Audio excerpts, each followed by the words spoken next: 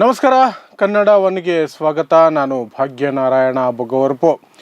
ನಿನ್ನೆಯಿಂದ ನೀವು ಗಮನಿಸ್ತಾ ಇದ್ದೀರಿ, ಅಮಿತ್ ಶಾ ಮೊನ್ನೆ ಸಂಜೆ ಮಾತಾಡಿದಂತಹ ಮಾತುಗಳು. BR ಅಂಬೇಡ್ಕರ್, ಭಾರತ ರತ್ನ, ಭಾರತದ ಸಂವಿಧಾನ ಶಿಲ್ಪಿ ಅಂಬೇಡ್ಕರ್ ಕುರಿತಾದಂತಹ ಅಮಿತ್ ಶಾ ಹೇಳಿಕೆ ಯಾವೆಲ್ಲ ರೀತಿಯಲ್ಲಿ ಇಡೀ ದೇಶದಲ್ಲಿ ಚರ್ಚೆ ಆಗ್ತಿದೆ, ಅದರ ವಿರುದ್ಧ ಯಾವೆಲ್ಲ ಮಟ್ಟದಲ್ಲಿ ಪ್ರತಿಭಟನೆಗಳು, ವಿರೋಧ ಪಕ್ಷಗಳಿಂದ ಒಂದಷ್ಟು ನಾಟಕೀಯ ಬೆಳವಣಿಗೆಗಳಿಂದ ಹಿಡಿದು ಪ್ರತಿಭಟನೆಗಳು, ಒಂದಷ್ಟು ಸಣ್ಣ ಪುಟ್ಟ ಗಲಭೆಗಳು, ಗಲಾಟೆಗಳು, ತಳ್ಳಾಟ, ಗಾಯ ಏನೆಲ್ಲ ನಡೀತಾ ಇದೆ ಅದೆಲ್ಲದರ ಬಗ್ಗೆ ಹೇಳೋದಕ್ಕಿಂತ ಮೊದಲು BJPಯವರು ಪದೇ ಪದೇ ಹೇಳ್ತಿದ್ದಾರಲ್ಲ, ನಾವು ಅಂಬೇಡ್ಕರ್ರನ್ನು ಬಹಳ ಗೌರವಿಸ್ತೀವಿ.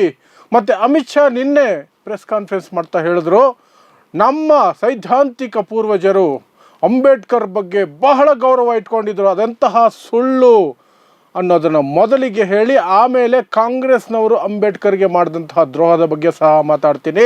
ಜೊತೆಗೆ ಇವತ್ತು ನಡೆದಿರುವಂತಹ ಬೆಳವಣಿಗೆಗಳ ಬಗ್ಗೆ, ರಾಹುಲ್ ಗಾಂಧಿ ವಿರುದ್ಧ BJPಯ ರಾಜ್ಯಸಭಾ ಸದಸ್ಯೆ, ರಾಜ್ಯಸಭಾ MP ನನ್ನ ಜೊತೆ ಅನುಚಿತ ವರ್ತನೆ ತೋರಿಸಿದ್ದಾರೆ ಅಂತ ಆರೋಪ ಮಾಡಿದ್ದಾರೆ. ಅದರ ಬಗ್ಗೆ ಸಹ ಮಾತಾಡ್ತೀನಿ. ಸಾಕಷ್ಟು ವಿಚಾರಗಳಿದೆ, ಸೊ ಕಂಪ್ಲೀಟ್ ವಿಡಿಯೋವನ್ನು ನೋಡಿ. ಈಗ ಮೊದಲಿಗೆ ನಾವು ನೋಡಬೇಕಾಗಿರುವಂಥದ್ದು, BJPಗೆ ಅಂಬೇಡ್ಕರ್ ಅಂದರೆ ನಿಜವಾಗ್ಲೂ ಗೌರವ ಇದೆಯಾ? RSS ಹಿನ್ನೆಲೆಯಿಂದ ಬಂದಿರುವಂತಹ, RSS ಕೂಸಾಗಿರುವಂತಹ BJP ಅದು ಹೇಗೆ ಅಂಬೇಡ್ಕರನ್ನು ಪ್ರೀತಿಸೋದಕ್ಕೆ ಸಾಧ್ಯ?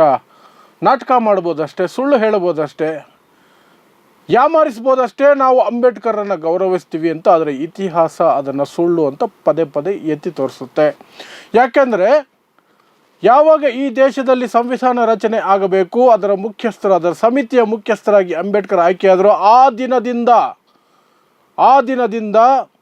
2000 ಇಸ್ವಿಯವರೆಗೆ ಸುಮಾರು 52 ವರ್ಷ, 53 ವರ್ಷಗಳ ಕಾಲ RSS ಅದನ್ನು ವಿರೋಧಿಸಿಕೊಂಡೇ ಬಂದಿತ್ತು. ತಮ್ಮ ಕಚೇರಿಯಲ್ಲಿ ಭಾರತದ ಧ್ವಜವನ್ನು ಸಹ ಅವರು ಹಾರಿಸಿರಲಿಲ್ಲ. ಹಾಗಿರಬೇಕಾದ್ರೆ ಅವರಿಗೆ ಈ ಸಂವಿಧಾನದ ಬಗ್ಗೆ, ಬಾಬಾ ಸಾಹೇಬ್ ಅಂಬೇಡ್ಕರ್ರ ಬಗ್ಗೆ ಗೌರವ ಇದೆ ಅನ್ನೋದು ಪಕ್ಕಾ ಸುಳ್ಳು, ಕೇವಲ ಓಟಿಗಾಗಿ ಮಾಡ್ತಾ ಇರುವಂತಹ ನಾಟಕ ಅನ್ನೋದು ನಮಗೆ ಸ್ಪಷ್ಟವಾಗಿ ಅರ್ಥ ಆಗುತ್ತೆ. ಹಾಗಾದರೆ ಏನು ನಡೀತು 1949 ಸಂದರ್ಭದಲ್ಲಿ, ಯಾವಾಗ ಸಂವಿಧಾನ ರಚನೆಯಾಗಿ ಅದನ್ನು ಸಂಸತ್ತಿನಲ್ಲಿ ಇವರು ಮಂಡಿಸ್ತಾ ಇದ್ರು ಅಂಬೇಡ್ಕರ್ ಅಂದರೆ? ನಾನು ನಿಮಗೆ ಮತ್ತೆ ಹೇಳಿದ್ದೀನಿ, ಸಂಸತ್ತಿನ ಒಳಗೆ ಅಂಬೇಡ್ಕರ್ ಸಂವಿಧಾನವನ್ನು ಒಪ್ಪಿಸ್ತಿದ್ದಾರೆ, ಹೊರಗೆ ಪ್ರತಿಭಟನೆಗಳು ನಡೀತಾ ಇದೆ. ಅಂಬೇಡ್ಕರನ್ನು ನೀನು ಅಸ್ಪೃಶ್ಯ, ನಿನ್ನನ್ನು ಕೊಲೆ ಮಾಡ್ತೀನಿ ಅನ್ನುವಂತಹ ಬೆದರಿಕೆಗಳನ್ನು ಹಾಕ್ತಿರ್ತಾರೆ. ಈ ದೇಶದ ಸಂವಿಧಾನ ಬರೆಯೋದಕ್ಕೆ ನೀನು ಯಾವನು? ನಮಗೆ ಮನುಸ್ಮೃತಿ ಇದೆ, ಮನುಸ್ಮೃತಿನೇ ನಮ್ಮ ಸಂವಿಧಾನ, ಅದನ್ನು ಬಿಟ್ಟು ಬೇರೆ ಯಾವುದನ್ನು ಒಪ್ಪೋದಿಲ್ಲ ಅಂತ ಸಂಘ ಪರಿವಾರ, ಹಿಂದೂ ಮಹಾಸಭಾ ಎಲ್ಲರೂ ಹೇಳ್ತಿರ್ತಾರೆ. ಸ್ವತಃ BJPಯ ಸೈದ್ಧಾಂತಿಕ ಗುರುಗಳಲ್ಲಿ ಟಾಪಲ್ಲಿರುವಂತಹ, ಬ್ರಿಟಿಷರಿಗೆ ಕ್ಷಮಾಪಣಾ ಪತ್ರ ಬರೆದು ಜೀವ ಉಳಿಸ್ಕೊಂಡಂತಹ ಸಾವರ್ಕರ್, ಇವರ ಗುರು, ಸೈದ್ಧಾಂತಿಕ ಗುರು, ಬ್ರಿಟಿಷರಿಗೆ ಶರಣಾಗಿ ಜೀವ ಉಳಿಸ್ಕೊಳ್ಳೋದಕ್ಕೆ ಕ್ಷಮಾಪಣಾ ಪತ್ರದ ಮೇಲೆ ಪತ್ರ ಬರೆದು ಅವರಿಂದ ಕ್ಷಮೆ ಜೊತೆಗೆ ಪಿಂಚಣಿ ಪಡೆದು ಜೀವಿಸ್ತಾ ಇದ್ದಂತಹ ವ್ಯಕ್ತಿ ಇವರಿಗೆ ಸೈದ್ಧಾಂತಿಕ ಗುರು ಇರಲಿ. ಆ ವ್ಯಕ್ತಿ ಏನು ಹೇಳಿರೋದು?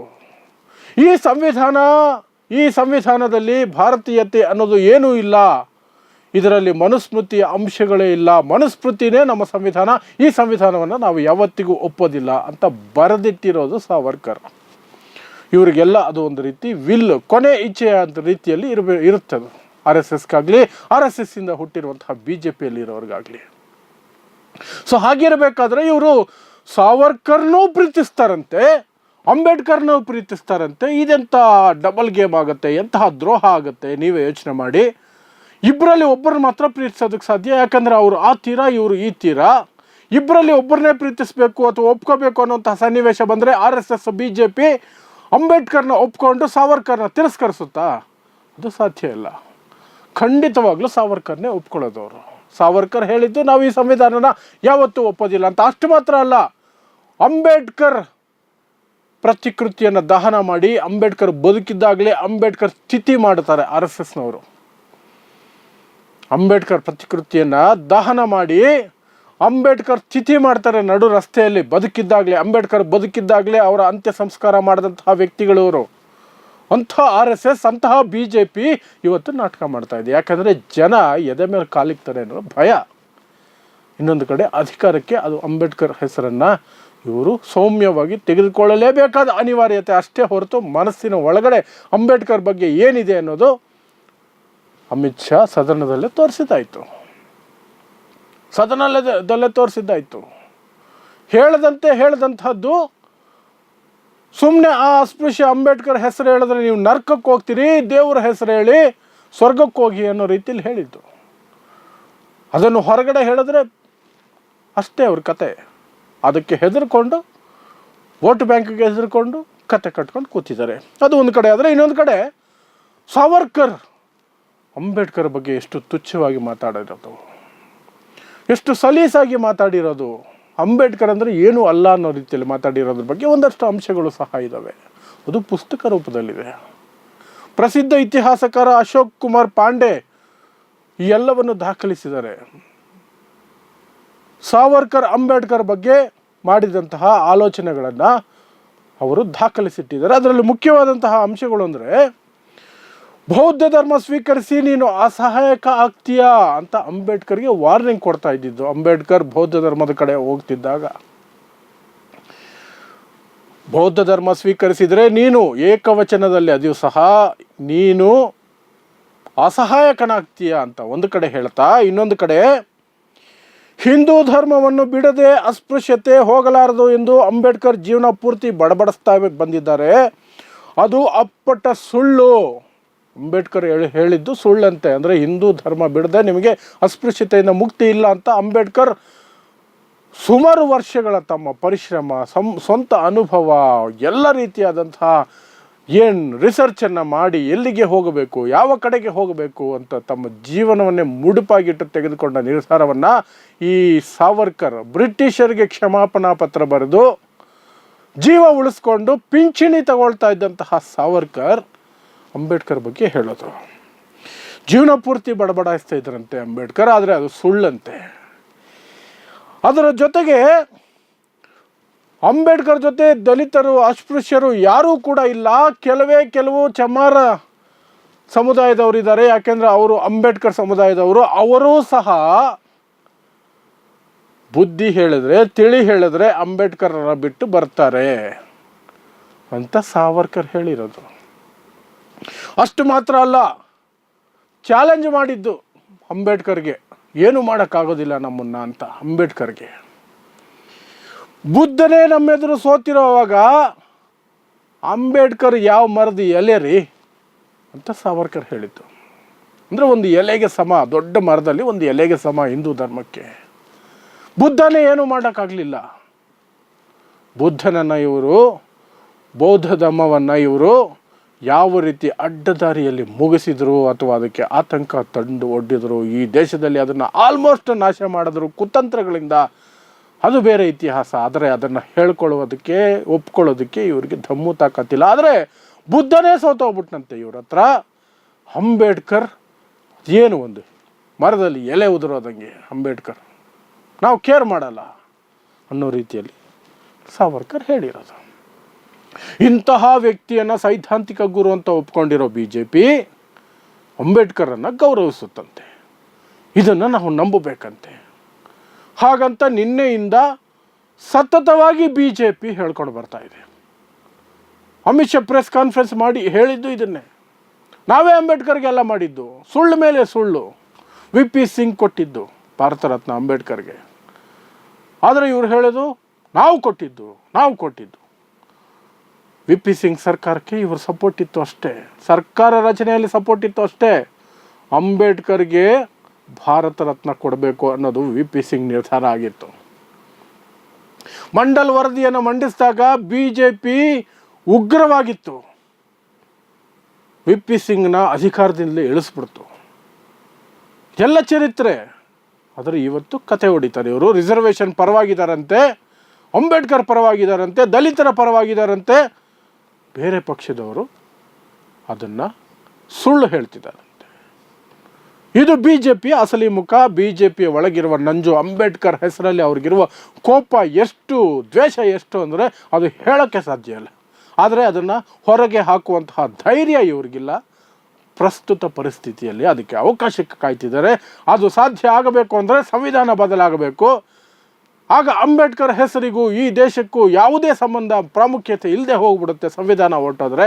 ಅದಕ್ಕೆ ದಿನ ಬೆಳಗಾದರೆ ಬಿ ಜೆ ಪಿಯವರು ಬಾಯಿ ಬಡ್ಕೊಳ್ಳೋದು, ಸಂವಿಧಾನ ಬದಲಾಯಿಸೋದಕ್ಕೆ ನಾವು ಬಂದಿರೋದು, ನಮಗೆ ಓಟ್ ಕೊಡಿ, 400 ಸೀಟ್ ಕೊಡಿ, ಸಂವಿಧಾನ ಬದಲಾಯಿಸ್ಬಿಡ್ತೀವಿ ಅಂತ.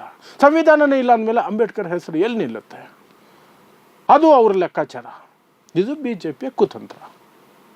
ಇನ್ನು ಕಾಂಗ್ರೆಸ್ ಕಡೆಗೆ ಬರೋದಾದರೆ ಅದನ್ನು ಬಿ ಜೆ ಪಿಯವರು ಸ್ಪಷ್ಟವಾಗಿ ಹೇಳ್ತಿದ್ದಾರೆ. ಅವರು ಹೇಳೋದ್ರಲ್ಲಿ ಆಲ್ಮೋಸ್ಟ್ ಎಲ್ಲವೂ ಸರಿ ಇದೆ. ಬಿ ಜೆ ಪಿ ಏನು ಆರೋಪ ಮಾಡ್ತಾ ಇದೆ, ಅಂಬೇಡ್ಕರ್ನ ಚುನಾವಣೆಯಲ್ಲಿ ಸೋಲಿಸಿದ್ದು ಕಾಂಗ್ರೆಸ್, ಅಂಬೇಡ್ಕರ್ಗೆ ಅವಮಾನ ಮಾಡಿದ್ದು ಕಾಂಗ್ರೆಸ್, ಅಂಬೇಡ್ಕರ್ ವಿರುದ್ಧವಾಗಿ ಷಡ್ಯಂತ್ರಗಳನ್ನು ರೂಪಿಸಿದ್ದು ಕಾಂಗ್ರೆಸ್ಸು. ಕೊನೆಗೆ ಅಂಬೇಡ್ಕರ್ ಜೀವ ಬಿಟ್ಟಾಗ ದೆಹಲಿಯಲ್ಲಿ 6/3 6/3 ಜಾಗ ಕೊಡಲಿಲ್ಲ ಈ ಕಾಂಗ್ರೆಸ್.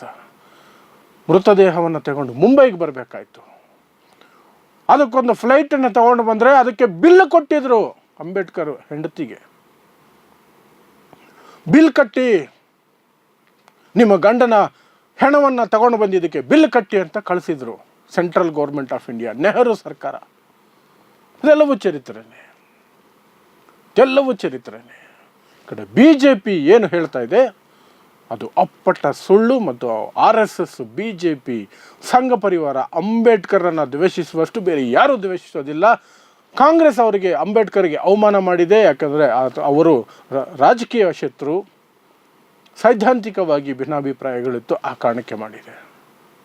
ಇದು ವಾಸ್ತವದಲ್ಲಾಗಿರುವಂತಹದ್ದು ಮತ್ತು ಬಿ ಜೆ ಪಿ RSS ಹೇಳ್ತಾ ಇರುವಂತಹ ಸುಳ್ಳುಗಳು. ಅದರ ಜೊತೆಗೆ ಇವತ್ತೇನೇನು ನಡೀತು, ಅಲ್ಲಿ ಸಂಸತ್ತಿನ ಹೊರಗೆ ಪ್ರತಿಭಟನೆಗಳು ಆರಂಭ ಆಯಿತು, ನುಗ್ಗಲಾಯಿತು.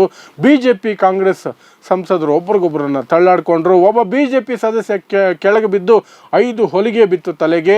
ಅದನ್ನು ರಾಹುಲ್ ಗಾಂಧಿ ತಳ್ಳಿದ್ದು ಅಂತ ಆರೋಪ ಮಾಡ್ತಿದ್ದಾರೆ, ದೂರು ಕೊಡೋದಕ್ಕೆ ಸಿದ್ಧತೆ ಮಾಡ್ಕೊಂಡಿದ್ದಾರೆ.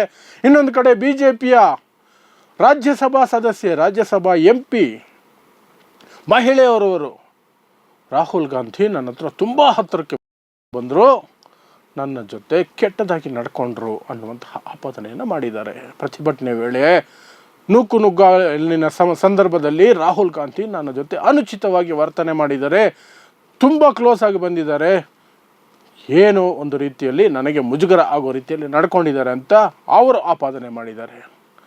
ಅದರ ಜೊತೆಗೆ ಮಲ್ಲಿಕಾರ್ಜುನ ಖರ್ಗೆ ಆಪಾದನೆ ಮಾಡಿದ್ದಾರೆ, ನನ್ನನ್ನು ನೂಕರು ತಳ್ಳಿದ್ರು, ನನಗೆ ಕಾಲು ಆಪರೇಷನ್ ಆಗಿತ್ತು, ಆದರೂ ನಾನು ಕೆಳಗೆ ಬಿದ್ದೆ, ಆಮೇಲೆ ನನ್ನ ಮೇಲೆ ಇನ್ನೊಬ್ಬರನ್ನು ತಳ್ಳಿದ್ರು, ಅವರು ನನ್ನ ಮೇಲೆ ಬಿದ್ದರು, ನನಗೆ ಗಾಯಗಳಾಗಿದ್ದಾವೆ, ಇದು ಪ್ರತಿಪಕ್ಷ ನಾಯಕನ ಮೇಲೆ ಹಲ್ಲೆಗೆ ಸಮ ಅಂತ ಅವರು ದೂರು ಕೊಟ್ಟಿದ್ದಾರೆ. ಈ ಎಲ್ಲ ಬೆಳವಣಿಗೆಗಳು ಇವತ್ತು ದೆಹಲಿಯಲ್ಲಿ ನಡೆದಿದ್ದು. ಕರ್ನಾಟಕದಲ್ಲಿ ಒಂದು ಕೊಳಕು ಹೊಲಸು ನಡೆದಿದೆ, ಅದನ್ನು ಇನ್ನೊಂದು ವಿಡಿಯೋದಲ್ಲಿ ಮಾತಾಡೋಣ. ಆದರೆ ದೆಹಲಿಯಲ್ಲಿ ಇವತ್ತು ನಡೆದಂತಹ ವಿಚಾರಗಳಿದು. ಸೊ ಒಂದಂತೂ ಸ್ಪಷ್ಟವಾಗಿ ಮತ್ತೆ ಹೇಳ್ತಿದ್ದೀನಿ, ಬಿ ಜೆ ಪಿ RSS ಸಂಘ ಪರಿವಾರಕ್ಕೆ ಅಂಬೇಡ್ಕರ್ ಅಂದರೆ ಕಿಂಚಿತ್ತೂ ಗೌರವ ಇಲ್ಲ. ಅವರಿಗೆ ಅಂಬೇಡ್ಕರ್ ಹೆಸರು ಅಸ್ತಿತ್ವದಲ್ಲಿ ಇರೋದೇ ಬೇಕಾಗಿಲ್ಲ. ಅದಕ್ಕೆ 100 ಹಿಂದಿನ ಉದಾಹರಣೆಗಳಿದೆ. ಈಗ ಮಾಡ್ತಿರೋದು ಅಪ್ಪಟ ನಾಟಕ. ನೋಡ್ತಾ ಇರಿ ಸಮಾಜಕ್ಕಾಗಿ ಕನ್ನಡ 1 ನ್ಯೂಸ್. ನಮಸ್ಕಾರ.